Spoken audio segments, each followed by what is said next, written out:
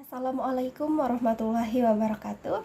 Perkenalkan, saya Amanda Erika Pade, kelas 2F dengan NIM 151422146, mahasiswa aktif jurusan Pendidikan Guru Sekolah Dasar Fakultas Ilmu Pendidikan Universitas Negeri Gorontalo.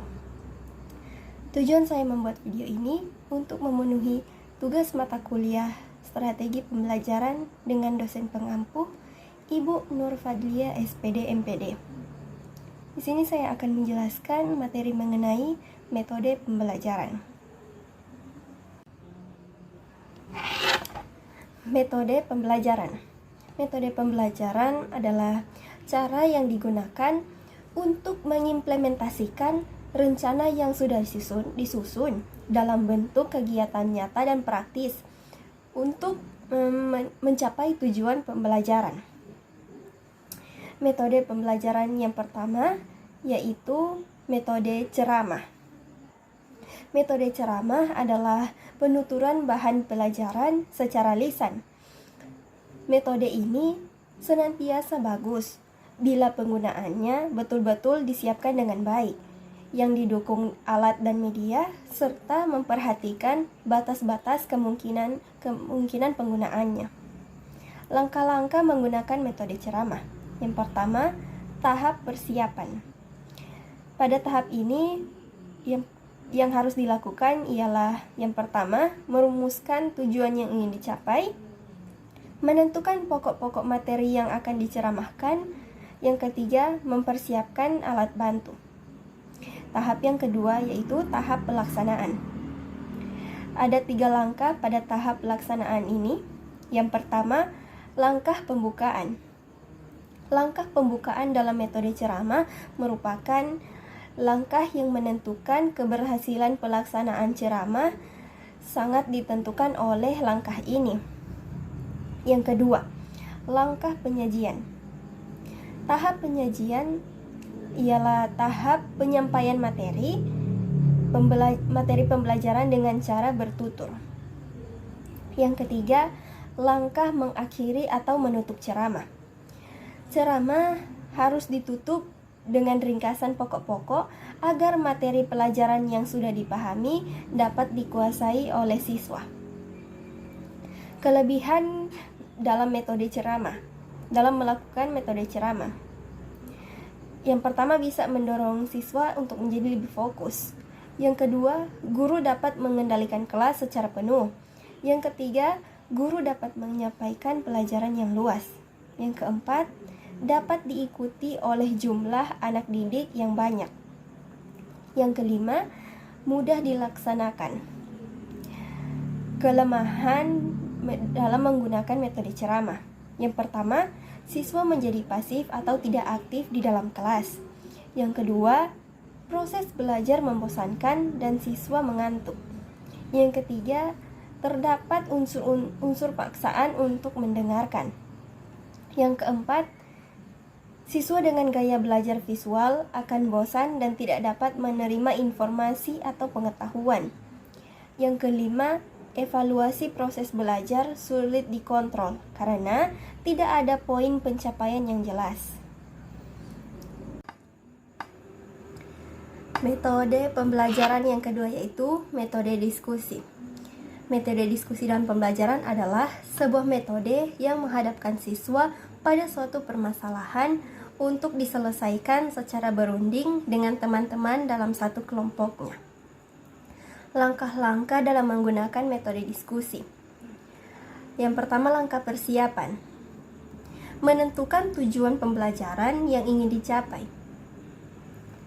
Yang kedua, menentukan jenis diskusi yang tepat sesuai dengan tujuan pembelajaran. Yang ketiga, mengidentifikasi masalah yang akan didiskusikan oleh siswa. Yang keempat, menyiapkan segala sarana penunjang. Langkah yang kedua yaitu pelaksanaan diskusi. Memastikan seluruh persiapan diskusi sudah tersedia dengan baik. Yang kedua ialah memberikan arahan kepada siswa terkait tujuan pembelajaran serta aturan yang terdapat di dalam diskusi. Melaksanakan diskusi sesuai dengan aturan yang telah ditetapkan. Yang keempat, memberikan kesempatan yang sama kepada setiap siswa untuk mengeluarkan pendapatnya. Langkah yang ketiga yaitu menutup diskusi. Membuat kesimpulan berdasarkan hasil diskusi yang telah disepakati. Kelebihan-kelebihan dalam metode diskusi.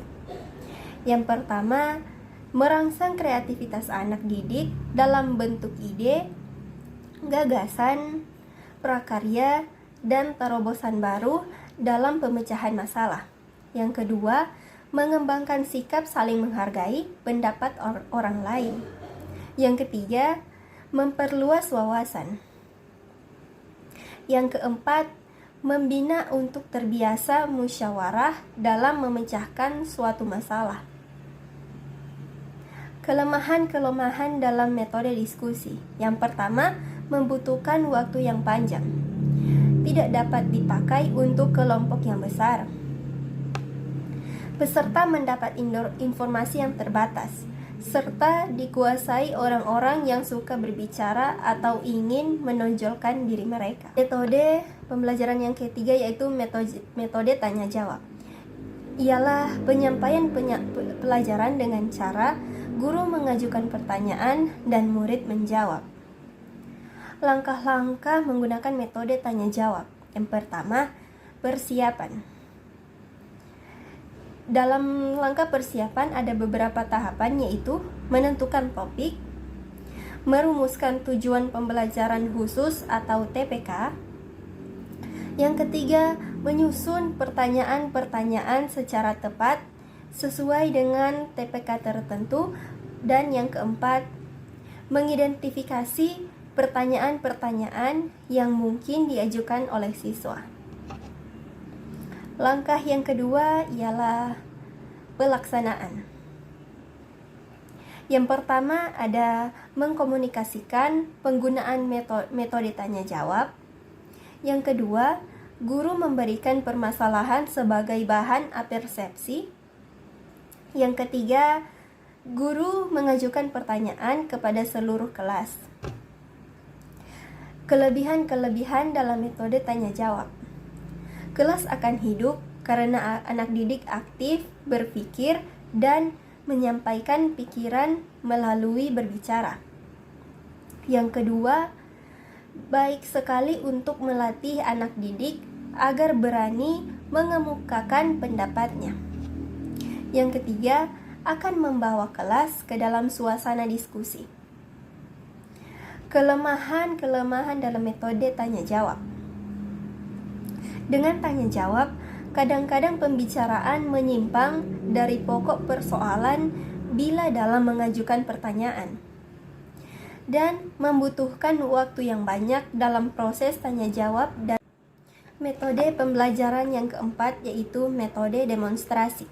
Metode demonstrasi merupakan metode mengajar yang sangat efektif sebab membantu para siswa untuk mencari jawaban dengan usaha mereka sendiri berdasarkan fakta yang benar. Langkah-langkah dalam menggunakan metode demonstrasi. Langkah yang pertama yaitu perencanaan. Di dalam langkah perencanaan ada beberapa tahapan, yaitu merumuskan tujuan yang jelas, menetapkan garis-garis besar langkah-langkah. Yang ketiga, memperhitungkan waktu yang dibutuhkan. Langkah pelaksanaan. Di dalam langkah pelaksanaan ada beberapa tahapan, yaitu memulai demonstrasi dengan menarik perhatian peserta didik. Tahap kedua, mengingat pokok-pokok materi yang akan didemonstrasikan. Yang ketiga, memperhatikan keadaan peserta didik Apakah semuanya mengikuti demonstrasi dengan baik? Langkah penilaian atau evaluasi. Kelebihan dalam metode demonstrasi. Yang pertama, perhatian siswa lebih terpusat pada pelajaran yang sedang diberikan. Yang kedua, kesan yang diterima siswa lebih mendalam dan tinggal lebih lama. Yang ketiga, menghindari verbalisme. Yang keempat, siswa lebih mudah memahami apa yang dipelajari. Yang kelima, proses pengajaran lebih menarik. Kelemahan dalam metode demonstrasi. Yang pertama, memerlukan keterampilan guru secara khusus. Kurangnya fasilitas serta membutuhkan waktu yang lama.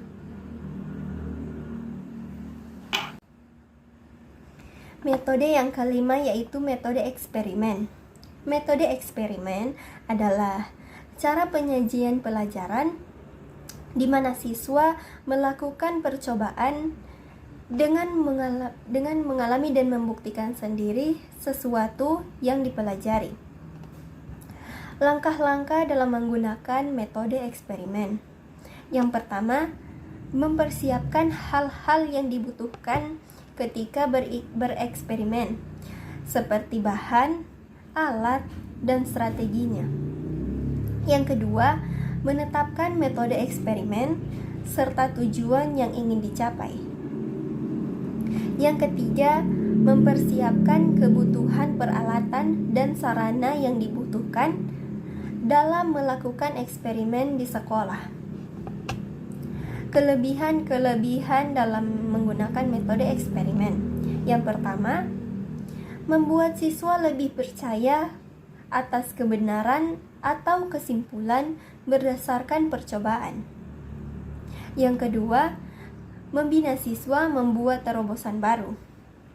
Yang ketiga, hasil percobaan yang berharga dapat dimanfaatkan untuk kemakmuran umat manusia. Kelemahan metode eksperimen. Cenderung sesuai bidang sains dan teknologi. Kesulitan dalam fasilitas, menuntut ketelitian, kesabaran, dan ketabahan. Serta setiap percobaan tidak selalu memberikan hasil yang diharapkan.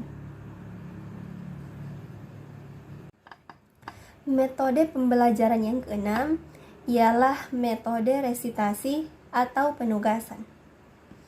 Metode resitasi atau penugasan adalah metode pembelajaran yang menekankan pada pembacaan, pengulangan, pengujian, dan pemeriksaan atas diri sendiri melalui sejumlah tugas yang diberikan oleh guru kepada siswa di luar jam sekolah. Langkah-langkah metode resitasi. Fase pemberian tugas, fase pelaksanaan tugas, dan fase pertanggungjawaban tugas. Kelebihan dalam menggunakan metode resitasi. Siswa menjadi lebih ingat dengan materi karena telah menuliskannya dengan resum. Siswa menjadi lebih berani dalam mengambil inisiatif dan mampu bertanggung jawab. Kelemahan metode resitasi.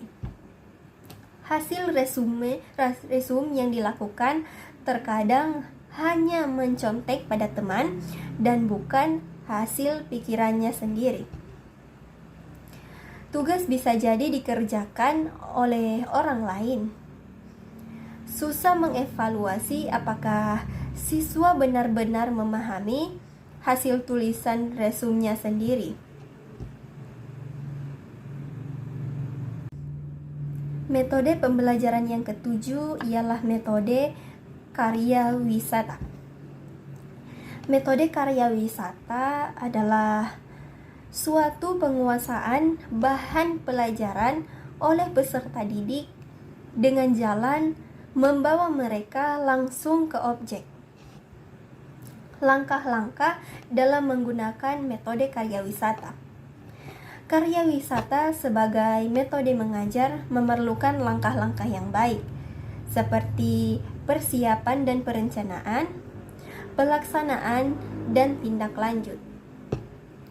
Kelebihan metode karya wisata: memiliki prinsip pengajaran yang modern dengan memanfaatkan lingkungan nyata dan membuat relevansi antara apa yang dipelajari dengan kebutuhan di masyarakat. Kelemahan metode karya wisata: kurangnya fasilitas, perlu perencanaan yang matang, serta perlu koordinasi agar tidak tumpah tindih waktu. Baik, sekian materi tentang metode pembelajaran dari saya. Semoga apa yang saya sampaikan dapat bermanfaat bagi kita semua. Mohon maaf apabila ada salah kata. Wassalamualaikum warahmatullahi wabarakatuh.